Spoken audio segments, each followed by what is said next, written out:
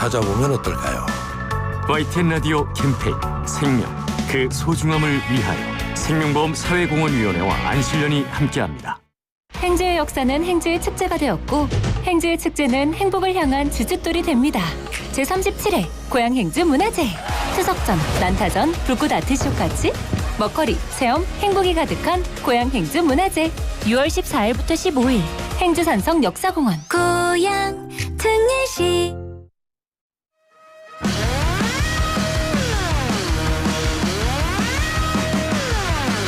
네, YTN 라디오 뉴스파이팅 김영수입니다. 2부 순서 이어가겠습니다. 이 방송을 듣고 계신 여러분이 대한민국 오피니언 리더십니다. 잠시 광고 듣고 2, 3부에서 주요 정치 이슈, 대선 이슈를 집중적으로 풀어드릴 예정인데요. 최재성 전 청와대 정무수석과 함께하겠습니다. 잠시 뒤에 뵙겠습니다.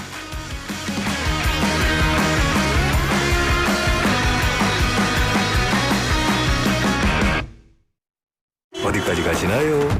살아서 장까지요. 혹시 닥터 캡슐 천? 살아서 간다 장까지 간다. 1000배 더 강력해진 유산균 생존율로 살아서 장까지. 닥터 캡슐. 닥터 캡슐. 자세한 내용은 홈페이지 참조. 세금 고민 끝, 세금 걱정 끝. 세금은 세무사에게 맡겨야죠. 세금 신고 끝, 세금 문제 끝.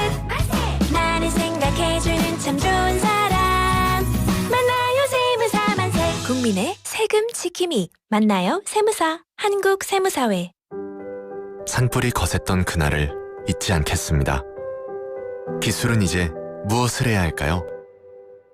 예고 없는 위험을 예측하고 불길 속에서도 당신 곁을 지키도록 한컴 AI가 하겠습니다. 당신 곁을 지키는 기술 한컴. 울림이 계속되는 모든 것들을 우리는 명작이라고 부른다. 지금도 시간이 지나도 메르세데스 벤츠 S클래스 지금 가까운 전시장에서. 건강한 나의 내일, 행복한 나의 내일, 빛나는 나의 내일, 나의 내일, 건강한 매일. 건강한 내일을 여는 글로벌 헬스케어 기업 휴원스.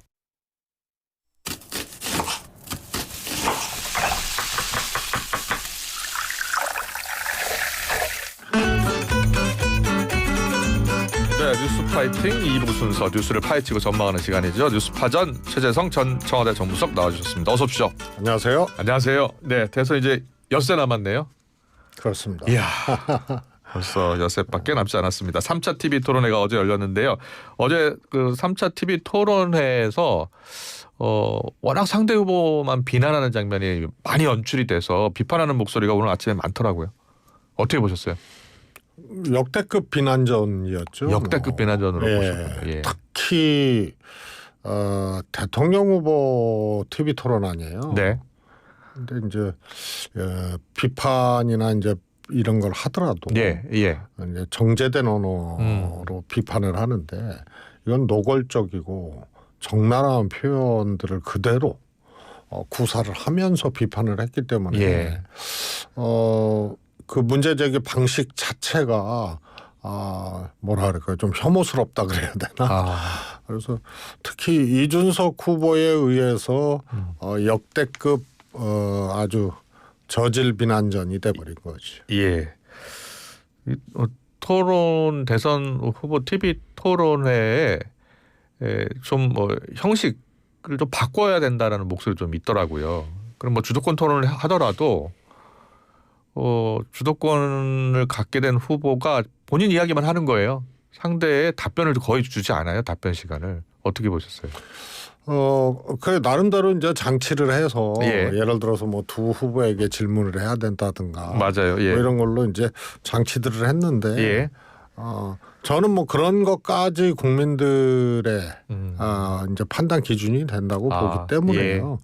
형식을 어떻게 보완을 하든 간에 나온 후보들이 뭐 그렇게 하겠다고 작정을 하면 뭐 어떻게 방법이 없어요. 네. 그래서 그런 것까지 이제 국민들이 보고 평가하고 판단할 수 있는 그런 국민들이기 때문에 네. 형식의 보완으로 넘어설 일이 아니고요. 그거는 조금 더 정치가 예. 품격을 찾고 제자리를 찾는 과정에서 가능한 일이고요. 저는 뭐 늘 얘기를 하지만 문화는 이제 후천적으로 형성되는 거거든요. 네. 정치 문화도 마찬가지고요. 그래서 제도와 법과 정책이 예. 이 문화를 안내하는 거기 때문에 역시 이제 이 극단적인 선거 끝난 다음 날부터 이 여당은 재집권, 예. 야당은 다시 정권 탈환 이런 어떤 그야말로 극한적인 오로아나싱 게임 예. 이것을 제도적으로 어떻게 또 순화해내고 바꿔낼 것인가. 네. 이제 이런 것이 TV 토론까지도 연결이 되는 그런 이제 하나의 정치 문화로 해석을 해줘야 되지 않나 싶습니다. 네. 자, TV 토론 평가까지 들어봤습니다. 우리 현명한 유권자분들이 판단을 잘 해주실 것으로 믿고요. 자, 가장 최대 이슈가 범보수 후보 단일화였어요. 그런데 지금 사실상 3자 구도로 치러질 것 같다. 국민의힘도 그렇게 준비하고 있는 것 같아요. 이준석 후보도 어제 기자회견에서 다시 한번 끝까지 싸우겠다고 했고요. 단일화는 사실상 어려워진 거 아니에요? 이제 품절된 게 있죠. 품절. 예. 네, 빅텐트하고 단일화거든요. 예. 이제 그건 단종됐어요. 이제 더 거론되기 어렵고 예. 종지부를 찍은 것이다 이렇게 보여지고요. 네. 우선 이제 정치적 계산서가 안 맞는 거예요. 단일화가. 정치적 계산서가 안 맞는다. 특히 이준석 후보 입장에서 어떤 점에서요? 우선은 단일화 게임에서 예. 본인이 후보가 될 가능성이 없거든요. 김문수 예. 후보와의 단일화에서. 그런데 단일화를 왜 합니까? 그리고 내란 세력이거든요. 예. 진짜 보수 아니라고 했단 말이에요. 예. 그리고 윤석열 대통령한테 쫓겨난 전 당대표 이준석이거든요. 예. 그러면은 복귀하려면 이기고 복귀하거나 네. 그다음에 아니면은 더 무너진 국민의힘을 접수하는 형태 이런 형태로 보수 본진이라고 하는 국민의힘의 복귀가 가능한 건데 이 두 가지 다 안 되는 거예요. 예. 그래서 단일화에서 이길 가능성도 없고 지는 단일화에서 지금 상황에서 정치적 이득이라든가 예. 이런 것들이 전혀 보이지 않고 그러니까 이준석 후보 입장에서는 할 일이 없는 거죠. 그렇군요. 예. 단일화 마케팅은 충분히 했어요. 이준석 후보가. 아, 그래요? 네. 예. 뭐 안 하면 되는 것인데 기자회견 2번씩이나 하고 그래요. 포커싱을 나름 이제 받고 예. 이러면서 정치적 존재감 이런 것들은 이제 본인이 마케팅을 통해서 오히려 단일화 국면을 이제 활용한 네. 그런 걸로 끝난 것이다. 그렇게 보셨군요. 예.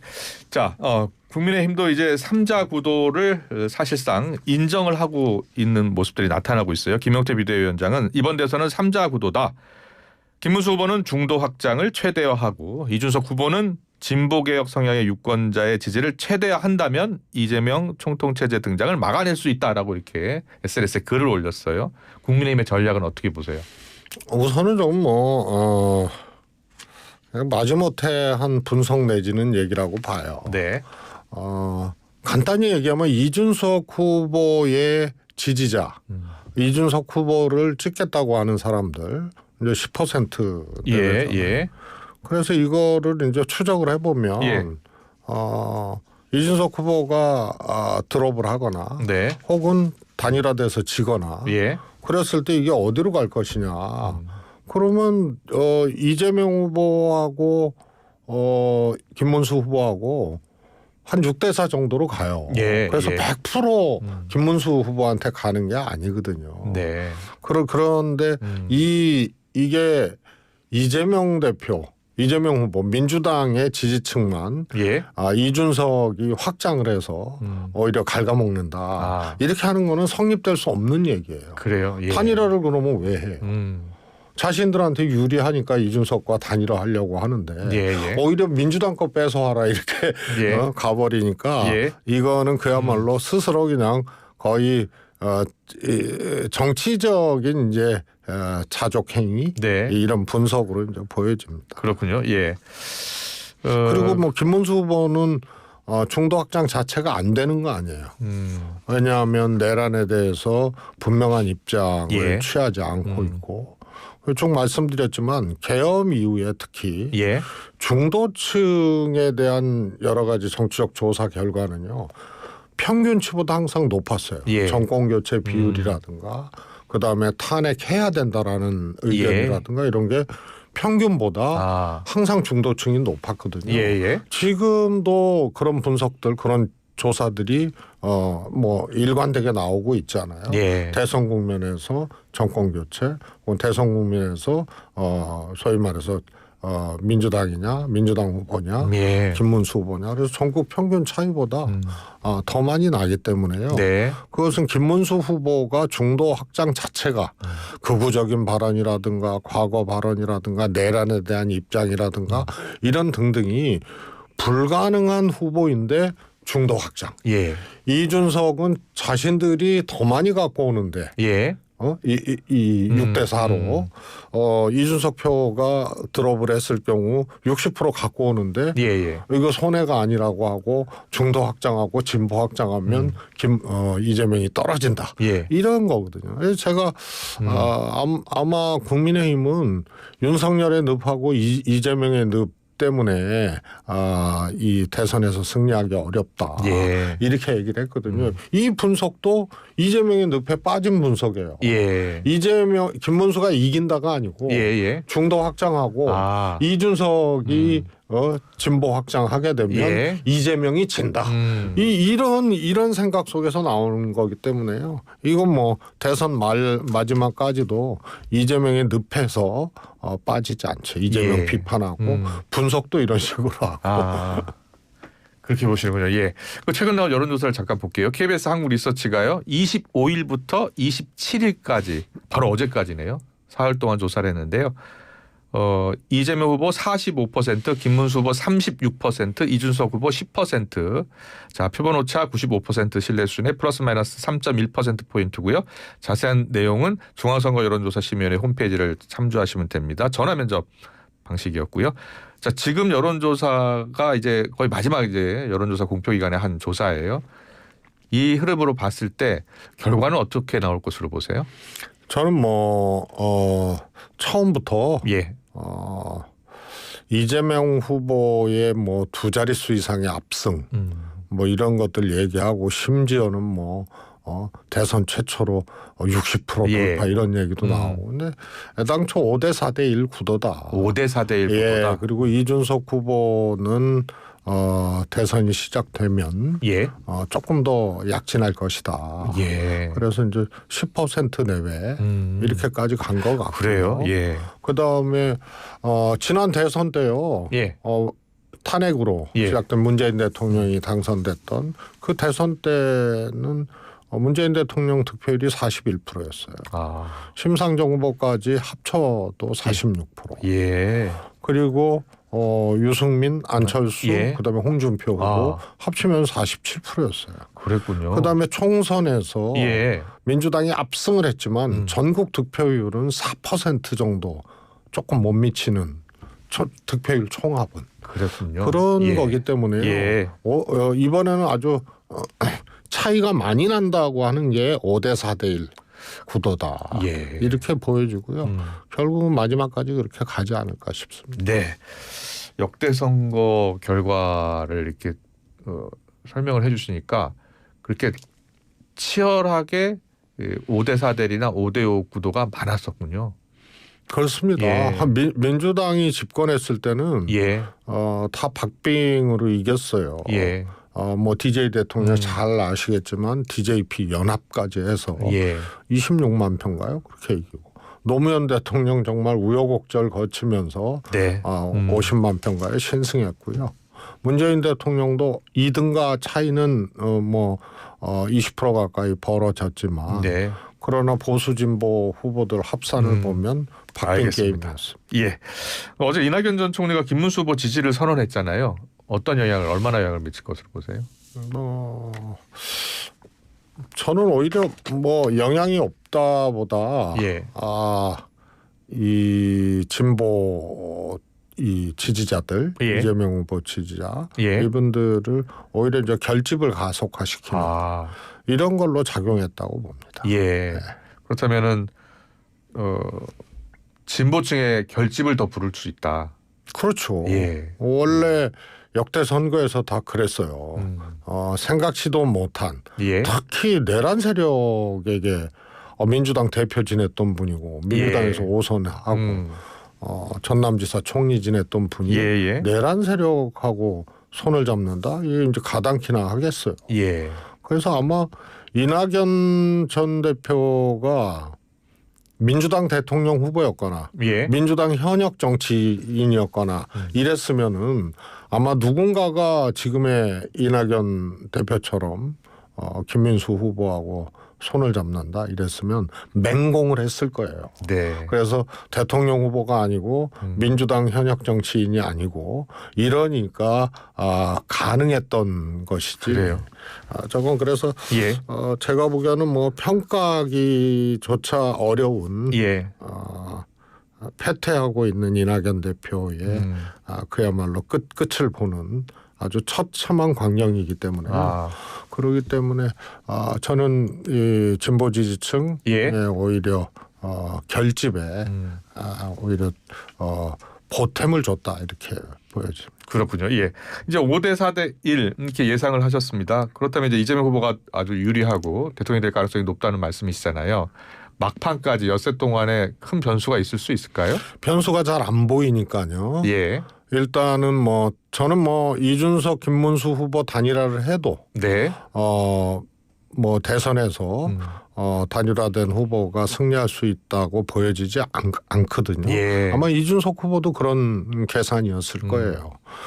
다만 이제 격차가 줄어들거나 뭐 이럴 수는 있겠죠. 네. 그래서 100% 김문수 후보한테 가도 박빙이거든요. 예. 수치상으로. 그런데 그게 100% 안 가고 6대 4로 갈라져요. 그렇기 때문에 단일화해도 이길 수 없는 거다. 예. 그래서 마지막 변수가 단일화라고들 봤는데 네. 그것도 사실은 큰 변수는 안 되는 거거든요. 예. 그래서 특별한 변수가 보여지지가 않기 때문에 네. 이번 선거는 그야말로 대선은 전망적 투표라고 하잖아요. 네. 그래서 인물 선거고. 예. 그러니까 정권 재창출했던 과거형 이명박에서 박근혜, 김대중 대통령에서 노무현 대통령으로 재창출했던 사례를 보면 그 정권이 최악의 지지율이었는데도 재창출에 성공한 거는 인물 선거이기 때문에 예. 또 전망 투표이기 때문에 미래 투표이기 때문에 그렇군요. 예. 그랬던 건데요. 이번에는 심판적 성향이 강한 선거거든요. 예. 개헌 때문에 그렇습니다. 그렇군요. 그러기 때문에 이거는 이번 선거는 이재명과 이재명의 싸움. 예. 그다음에 내란과 반내란의 싸움. 예. 이렇게 가기 때문에 변수가 특별히 보여지지 않는 그런 선거가 될 거예요. 그렇군요. 그렇다면 앞으로 이 선거가 끝나고요. 이준석 후보나 누구였는데 책임론이 가해질 거 아닙니까? 근데 국민의힘에서는 이준석 후보 책임론이 더 커질 것이다라고 분석을 하고 있고요. 이준석 후보는 어제 기자회견에서 김문수 후보 책임론 또 이야기하고 있습니다. 어떻게 보세요? 저 책임론 공방이 있겠는데요. 네. 저는 이준석 후보는 예를 들어서 뭐 한동훈 책임론 이런 것들은 네. 국민의힘 내에서 좀 공방이 있을 수 있어요. 그런데 뭐 홍준표 전 시장이야 뭐 정치 안 하겠다고 하고 예. 떠난 거니까. 예. 그래서 오히려 책임론은 국민의힘 차기 당권을 둘러싸고 격돌을 할 때 예. 책임론이 발생할 수가 있어요. 네, 네. 그런데 김문수 후보가 그 책임론의 중심에 또 서는 첫 사례. 그러니까 그래요? 김문수 후보가 되지 않을까 싶습니다. 그렇군요. 그게 이제 내란에 대한 입장. 예. 윤석열 대통령과 그야말로 손절하지 못한 거. 윤석열 대통령이 탈당하면서도 김문수 후보를 중심으로 꼭 이기라고 예. 그렇게 얘기하고 그래요. 그래서 김문수 후보가 책임론의 중심에 서는 거고요. 예. 이준석 대표는 책임론으로 국민의힘이 얘기할 수 있는 그런 뭐랄까요 처지가 안 되죠. 네. 왜냐하면 쫓겨났잖아요. 윤석열에서. 그리고 내란 문제에 대해서 분명히 하라고 얘기해도 정리를 못하고 그래서 책임론은 당밖에 있는 사람이고 현재로 예. 그렇게 이준석 책임론을 얘기해서 이게 그야말로 막 점화가 되고 불붙었다. 그러면 이준석이 국민의힘 먹는 거예요. 아 그래요? 예. 그 마지막으로 정계 개편 가능성은 어떻게 보세요? 저는 매우 높다고 보고요. 예. 특히 국민의힘이 제가